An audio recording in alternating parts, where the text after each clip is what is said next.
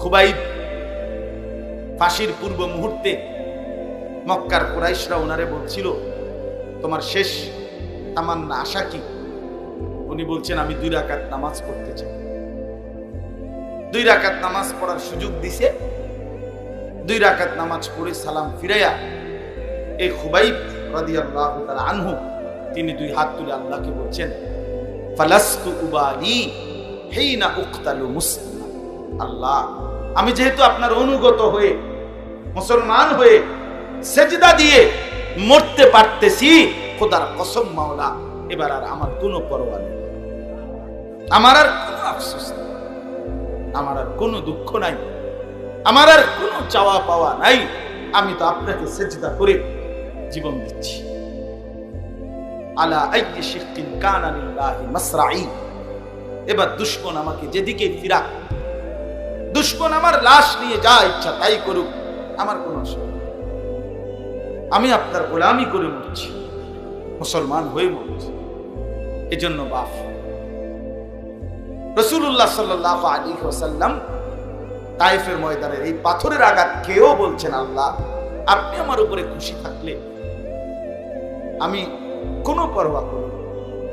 তাইলে এখানে এই কথাগুলোর দ্বারা এই কথা স্পষ্ট, সমস্ত নবী, আমাদের নবী সাল্লাল্লাহু আলাইহি ওয়াসাল্লাম সহ মানুষকে আল্লাহর দিকে ডাকছেন। নবীজি সাল্লাল্লাহু আলাইহি ওয়াসাল্লাম বলেন, ফাওয়াল্লাহি লা ইন ইয়াহদিয়াল্লাহু বিকা রাজুলান ওয়াহিদান খায়রুন লাকা মিন হুমুরিন নাআম। আল্লাহর কসম, নবীজি বলছেন হযরত আলীকে একদিন উপদেশ দিয়ে খায়বরের যুদ্ধের সময় বলছে, আলী, আল্লাহর কসম, তোমার দ্বারা যদি একজন মানুষ রাজুলান ওয়াহিদান, একটি লোক যদি হেদায়েত পায়, আল্লাহর পথ পায়, খোদার কসম আলী, গোটা আরবের সমস্ত দামি ওট তোমাকে হাদিয়া দেওয়া, উপহার দেওয়া, তার চাইতে অনেক কোটি গুণে উত্তম কোন এক মানুষ আল্লাহর পথ পেয়েছে।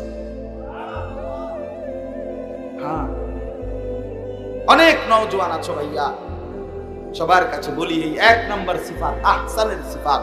কোরআন বলছে মানুষকে আল্লাহর দিকে ডাকা, মানুষকে আল্লাহর দিকে ফিরাবার চেষ্টা করা। এই জন্য বন্ধু, তুমি তোমার সাথের বন্ধুরে নষ্ট করে দিও, আল্লাহর পথে ডাকো।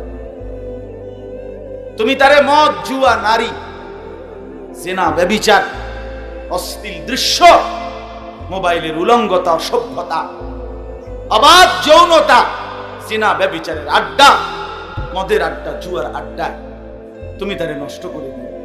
এত বড় ক্ষতি তুমি মানুষের করো না, তোমার দ্বারা যেন না। তুমি মুসলমানের বাচ্চা, তুমি এক পবিত্র মার ঘরে জন্মেছ, তুমি জন্তু জানোয়ার না, তুমি গরু ছাগল না, তুমি ইনসান, তুমি মুসলমান। দয়া করে সমস্ত ছেলের কাছে অনুরোধ করি, আজ অসংখ্য মুসলমানের সন্তান একাই হাজারো বন্ধুকে নষ্ট করে দিচ্ছে, চরিত্রহীন বানায় দিচ্ছে। মুসলমানের এক নারী বেপর্দার জিন্দেগি গ্রহণ করে হাজারো পুরুষ, হাজারো যুবকের জিন্দেগি শেষ করে দিচ্ছে। হায় মুসলমান, হায় মুসলমান, কে বুঝাবে, কে ফিরাবে, কে বলবে?